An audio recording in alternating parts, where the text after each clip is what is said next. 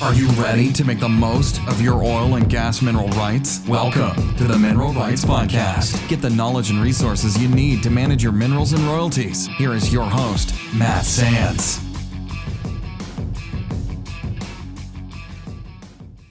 Hello and welcome to the Mineral Rights Podcast. I'm your host, Matt Sands, and I'm joined by my co-host, Justin Williams, and we're here to help you make the most of your minerals and royalties. This week, we have a monthly Q&A episode. Like we were talking before we hit record, Justin and I were going over the different types of questions. And this month, we have sort of a mix of some fairly basic and straightforward questions, as well as some very technical and potentially complex questions. And so we have that complex question at the end. So just to get started, and before we hit record, just about things going on. I know Justin's been super busy, and I've been very remiss in the past to not promote his small business. So if you ever are in the need of stained glass, whether that's art projects, commissions, restoration, Justin is one of the few companies that does that in the United States. It's sort of a dying art. Justin, I know you've been telling me about it in our different conversations, but do you want to talk about what you and your wife do and what your business is? Yeah, absolutely. So my wife and I own a stained glass business. My wife's second generation glass artist. And about 10 years ago, we opened our own business. We do a lot of classes. So we did about 4,000 people in classes last year in the Denver metro. Lots of commissions and repairs, like you said, Matt. We mostly do residential custom artwork, though there are some churches and some commercial projects that we've done. So we stay pretty busy with that. And we've been really fortunate over the years to grow from originally it was 3 people to now we just hired our 9th person. Wow, that's awesome. I've seen that kind of grow as we've been working on this podcast together, and congrats for that. And yeah, I'll put a link on the resources section of the website. This was totally unscripted. I didn't let Justin know that I was going to mention this, but I think people would be interested to know what we do in our day-to-day jobs. We'll try to bring that in a little bit more, but I'll throw a link to his website in the show notes here and also on the resources section. Just go to mineralrightspodcast.com. But we'll go back to the regularly scheduled program here, Justin. We have this first question here. Do you want to go ahead and read it? Yeah, so we're doing listener questions here, and our first question here is from Nathan. And he's asking us a fairly standard question. However, it looks like he's got a bit of a complicated trust situation. So let's dive in. So I'm looking for a low-cost way to value 26 mineral rights located in Texas, Mississippi, and Oklahoma. 2 or 3 of the parcels are producing. The remaining have never, to the best of his knowledge, had any expiration on them. So essentially, Matt, he's looking for an evaluation of these properties. There was some trust issues, it looks like, where there may be some beneficiaries of the trust that need to be purchased out, and then also for the IRS purposes. So this is a very common question when somebody's trying to evaluate, especially when you get into the transferring of estates. It's very important to have that step up in cost basis. Otherwise, it can cost a lot more than it should in Texas. Yeah, that's a great point. And this is a somewhat of a common situation where maybe you have interests that aren't paying a lot in monthly royalties, but they're spread out over multiple tracts, multiple states. So that's something that it really depends, Nathan, on the area that they're located and the likelihood of future oil and gas development. So from a rule of thumb standpoint, he mentions here the 3.5x rule. And that is something I know that he said that he sees as a potential rule of thumb that you can use to value interests. And then also the trust stipulates that only direct lineal descendants of his grandfather, who was the original owner, can be beneficiaries of the trust. So there's a potential diminishment of value from that standpoint because they can't just be freely transferred to anyone. And so the thought process that he was going after, like Justin referred to, is that they need to value the property so that the non-lineal descendants can be bought out and kind of straighten it all out. But again, they're only getting, in this case, he mentioned like $5,000 a year. And so that's not a ton of cash flow. So his thought process is, hey, I consider these virtually worthless. Do you have suggestions on how to proceed in getting a valuation without spending a fortune, spending more than the interests are worth? And so that's a common situation if you have interests that are either been subdivided so much that they're very small, and then you have an event that requires a full-blown appraisal. It's like, well, okay, do I even really want to do that? Definitely don't consider this tax advice or financial advice. Get with your CPA because they may have some guidance they could give to you that are specific to your situation based on the risk profile that you're talking about. So for example, maybe it's okay to do a rule of thumb, cash flow multiple type of a thing, or in the case he mentions Oklahoma, you can look up in the county records on any recorded deeds, they have a documentary stamp fee, which is based on the amount the property was sold for. And if the deed mentions the number of net mineral acres, you can use that to back into the value on a dollar per net mineral acre basis and use that to extrapolate to your property. Again, if it's the same type of characteristics, it's the same location, in the same section, or maybe even the same tract, if that had been sold, that could be a way to potentially use the market approach to get a value. But yeah, doing a typical appraisal, we basically perform a discounted cash flow analysis. So we look at the future production from any existing wells, as well as, modeling what any future wells might look like from a production standpoint. And that's all very technical, time-consuming process, gets very expensive.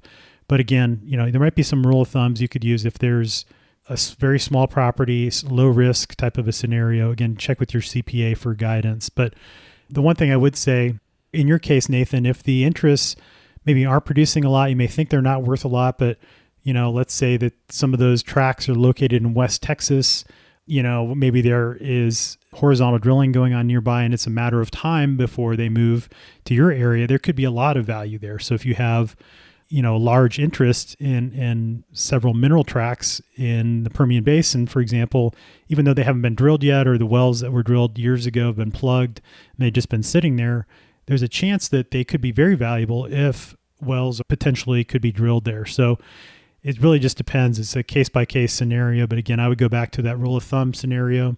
And then just to go over when it might make sense to use that cash flow multiple as a way to get a rough idea of value. The value that you would use would be about 48 to 60 times your average monthly revenue. And again, this is only if you have wells that have been producing for at least, I would say, 4 or 5 years, and that no drilling is likely in the next 5 years, then that could be a valid way to estimate the value of the producing interest. Now, if you have non-producing interest, one method that is used is a multiple of lease bonus. So if you know what the going rate is as far as when you lease the minerals and that bonus payment that you would get, 2.5 to 3 times the lease bonus could be used to get an approximation of value for non-producing minerals. So a couple of rule of thumbs that you could use, but again, check with your CPA for guidance specific to your situation. And definitely research the properties on the respective State Oil and Gas Commission website to figure out what activity might be going on nearby. For Oklahoma, we did that in episode 227. And then in Texas, we did that in episode 226. And we'll link to all that in the show notes. But yeah, good luck, Nathan. Justin, do you have anything else to add?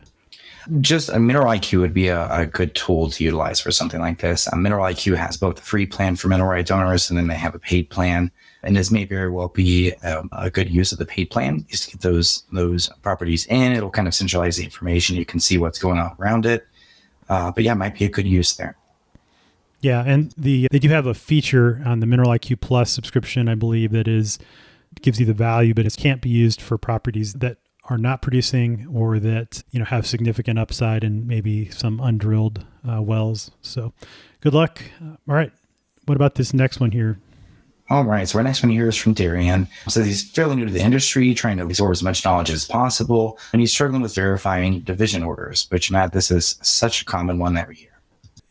Absolutely, yes. So I would go back and listen to Darion is episode 16, where we talk about what you need to know about oil and gas division orders. Another thing that I would recommend, actually, there is the model division order form. And again, if you listen to that episode, we link to that form. The organization is NADOA, National Association of Division Order Analysts.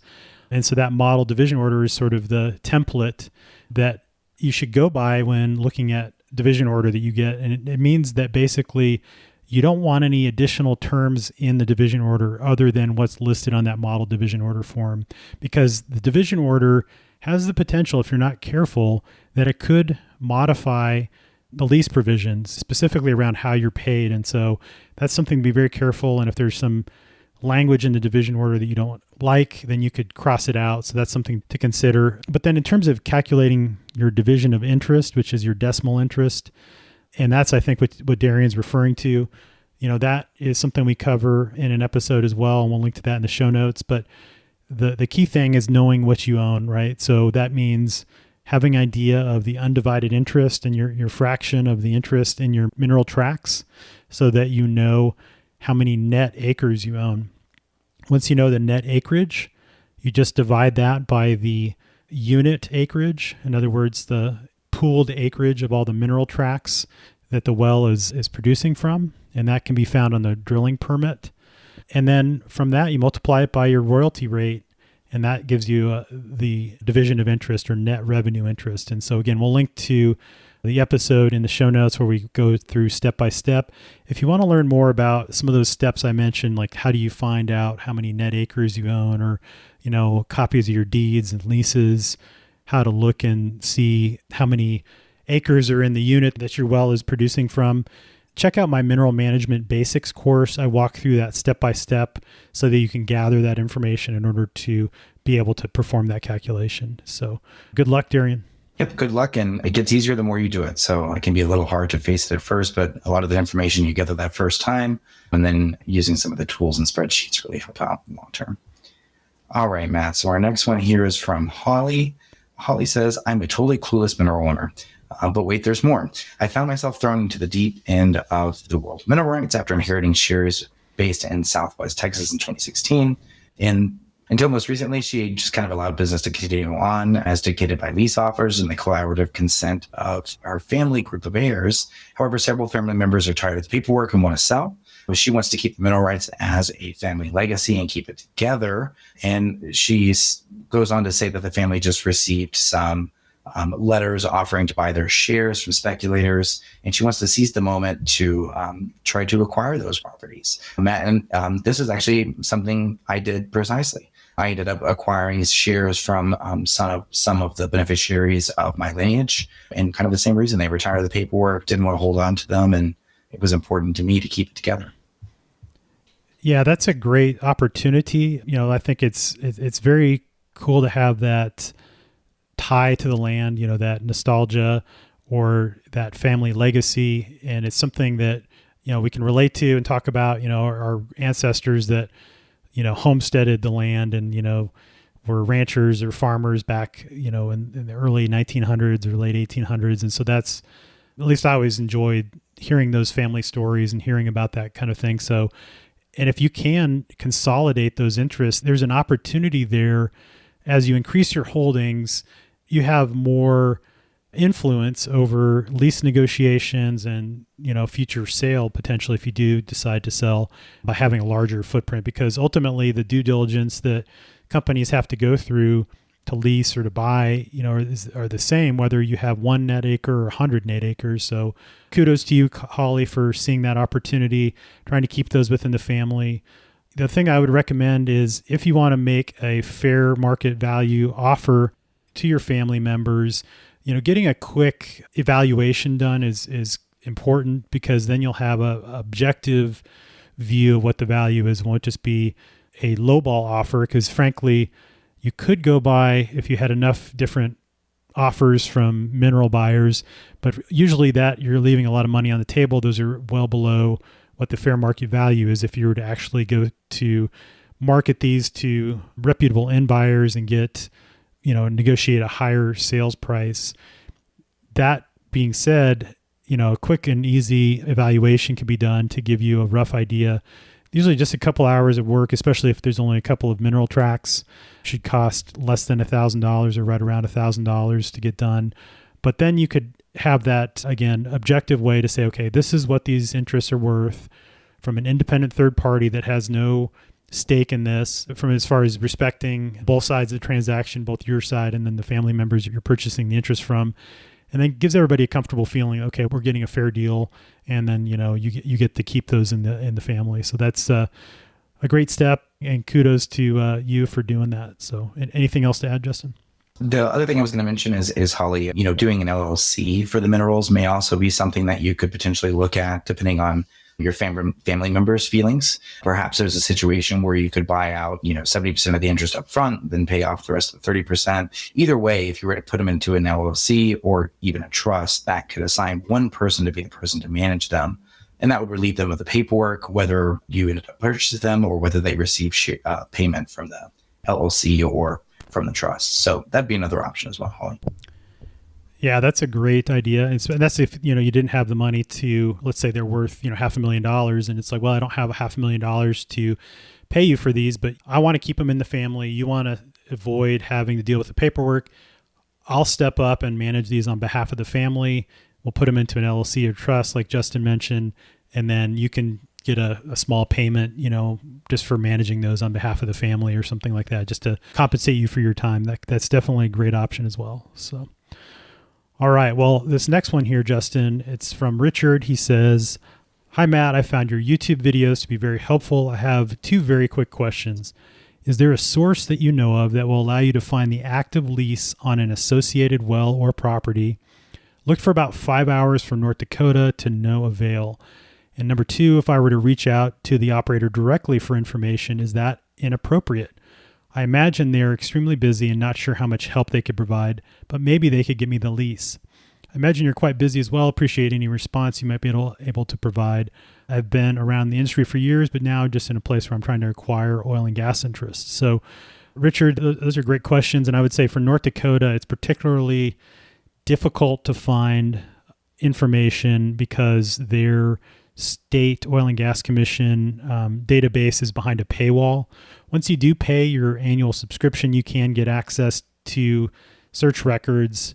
And so that would be the recommendation there. Or even better is to get a well database account. You can get a free account to just view data for across the entire country, including North Dakota. So that's sort of a little bit of a cheat code to see that. But ultimately, to get copies of well files and permits and plats and things like that, you do need to pay the money. But if you just want to view and see is a well producing and how much, certainly a well database is a great option. We'll link to that in the show notes as well. But what you would need to do, basically, to my knowledge, for North Dakota or any other state, I don't believe there is, outside of a paid database that you could get access to, like Enverus, they have drilling info, very expensive subscription, potentially. So if you're looking at a particular state, if you're just looking at North Dakota, that might be an option because they do sort of price it on a state by state basis or basin by basin basis. So that could be an option.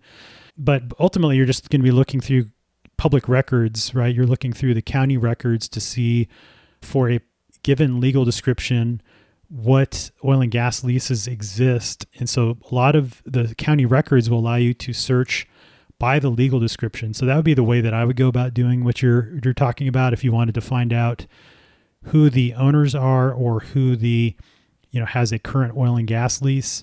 Ultimately, you'd want to look and see where they're producing wells first. That would tell you that the leases are held by production. And then you can go to the county records and search based on that legal description to find out who has leased their interest in that section. So those are the steps that I would take.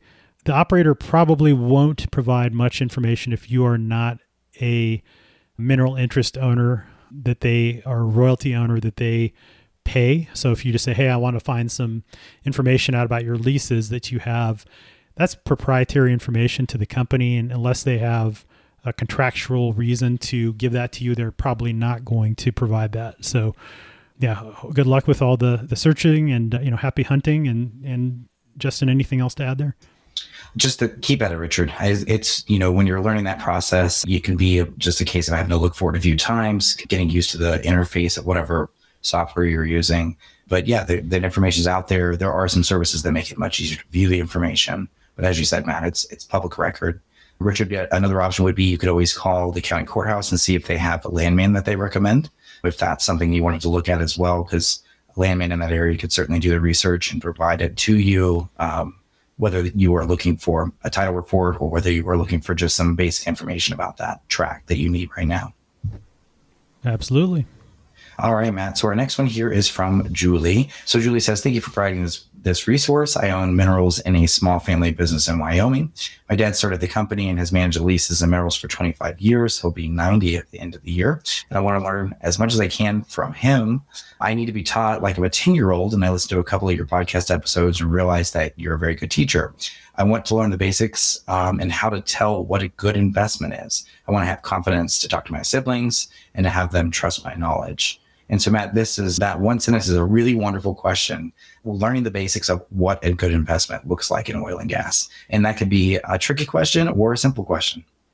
Yeah, it can be tricky depending on how deep you want to get into the weeds. But I would say to start out with, and another shameless promotion of my mineral management basics course, Julie, because the things that you need to know to effectively manage your minerals and royalties are the same things that you need to know to effectively invest in minerals and royalties, directly. So in other words, to do the due diligence. So it's really the same thing, right? So you have to know how to identify who the owners are of a property, whether that's you or other owners. And so that involves performing a title search. You need to know the difference between the different types of oil and gas interests. There's a wide variety of different types of interest, both on the mineral side as well as the leasehold side. And in that course, I break down what each of those are, how they all have to add up to 100% when you talk about a producing oil and gas well, and who owns what. And so I break all of that down.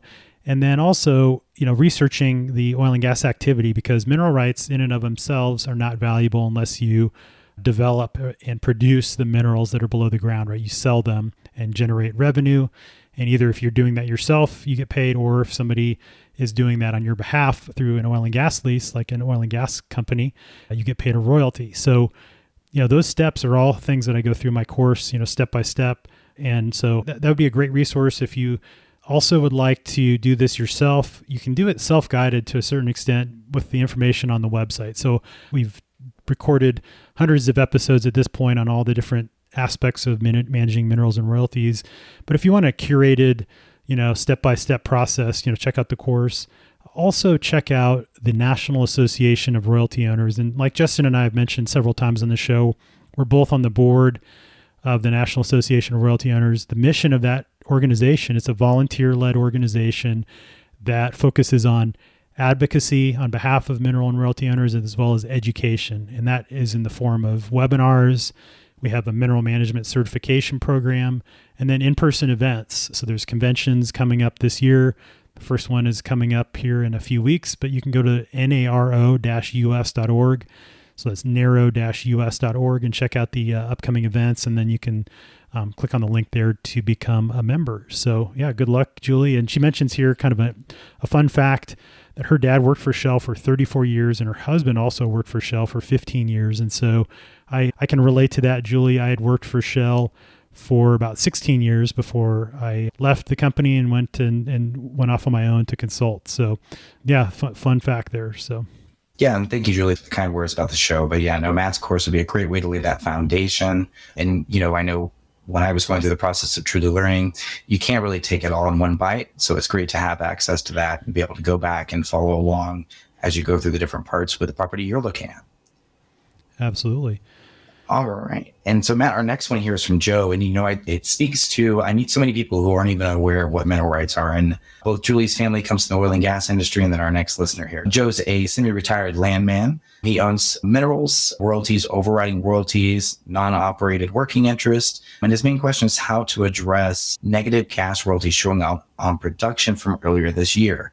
Matt, we've talked a bit about this. It was very alarming for royalty owners. That was something that hadn't necessarily been seen before when the prices were negative, but it's not completely uncommon depending on the situation that the well's going through.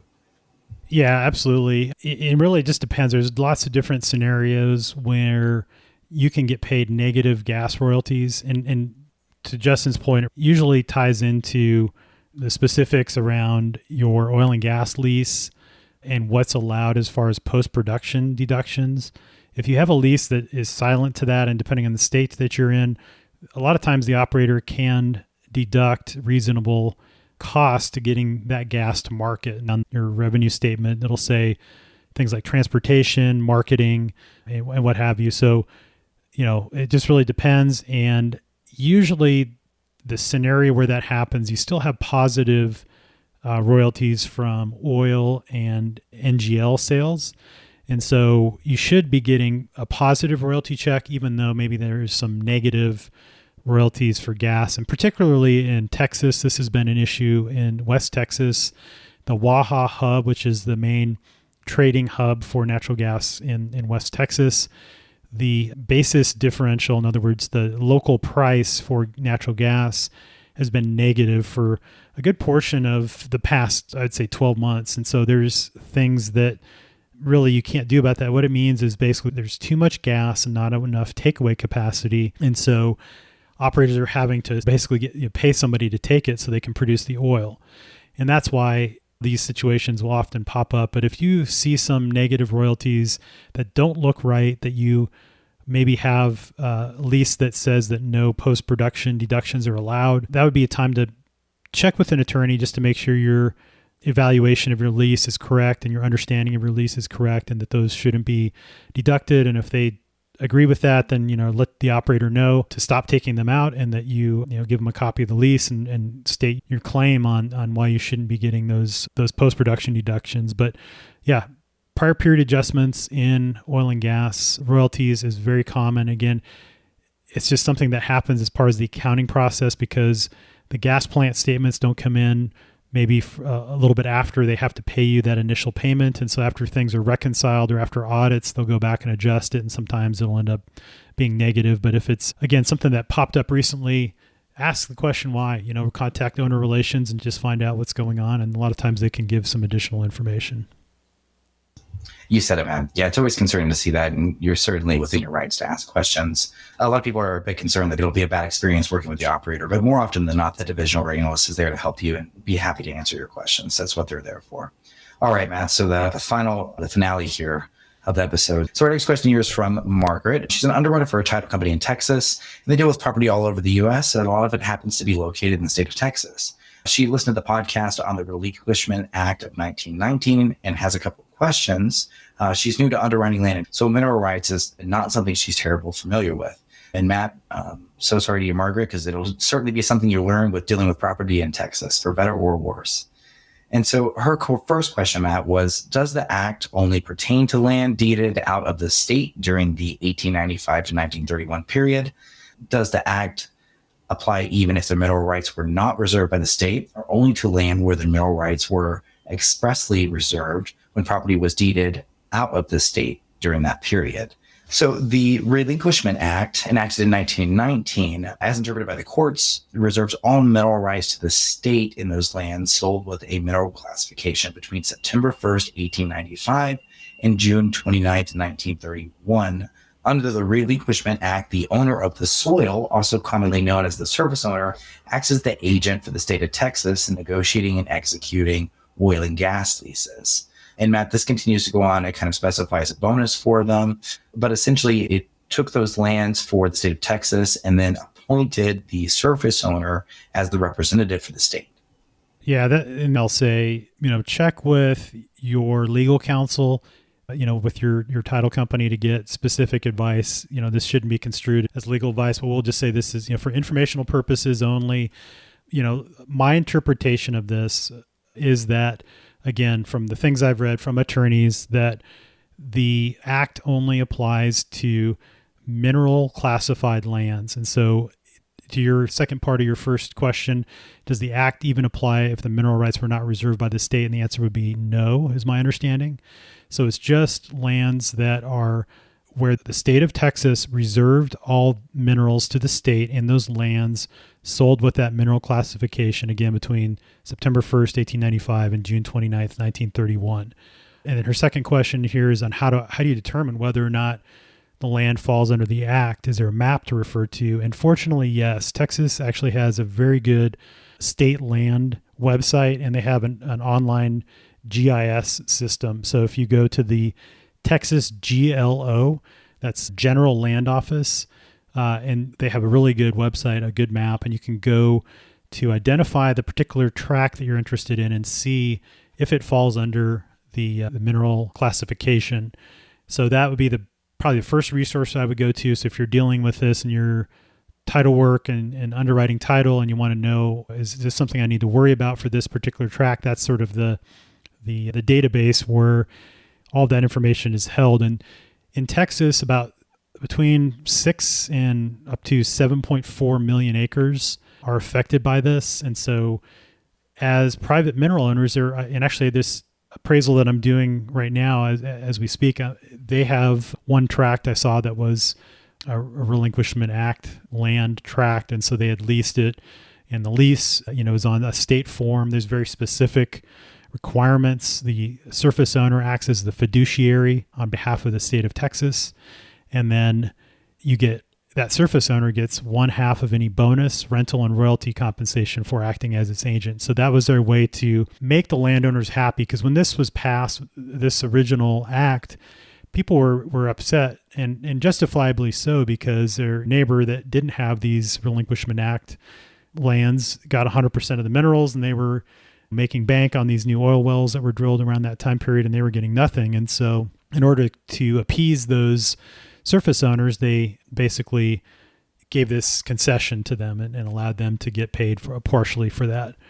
And she has some other questions in here that are more technical, and I don't know that I know the answer to them. So I would say that, again, check with your attorney as far as how to handle a specific tract, because there's so many nuances, and the deed itself, as you well know, I'm sure, will dictate the rights of the surface owner, the mineral owner, who owns what, and all of those things. So that's a very fact-specific thing that you'd have to really look at on a case-by-case basis. But, in general, that's kind of my understanding. And so, yeah, hopefully that GLO website is a useful resource. Thanks for your question. You said it, Matt. Yeah, things get complicated. Mineral rights are already complicated, and then they're no strangers to different acts like this. And in other states, there can be different acts that impact it, as far as if the property owner hasn't managed the minerals. So yeah, it's really important to work with an attorney in that specific state, and one that has mineral right experience, so that they can help you kind of navigate the nuances of that state specifically. Yeah, absolutely. And, again, just to refer back, that we'll link to that episode where we talk in more detail about Texas Relinquishment Act lands. That was episode 96. So we'll link to that in the show notes. So, all right, Justin, well, that wraps up the listener questions for the month of March 2025. Some great questions. Thanks again for everybody writing in. Again, if you have a question that you need help with, you can send it to feedback@mineralrightspodcast.com. And we'll see you in the next episode. Thanks, Justin. Thanks, Matt. Thanks so much for listening to the Mineral Rights Podcast with your host, Matt Sands. Don't forget to subscribe and share at mineralrightspodcast.com. The Mineral Rights Podcast should not be construed as investment, legal, or tax advice. All information is believed to be from reliable sources. However, we make no representation as to its completeness or accuracy.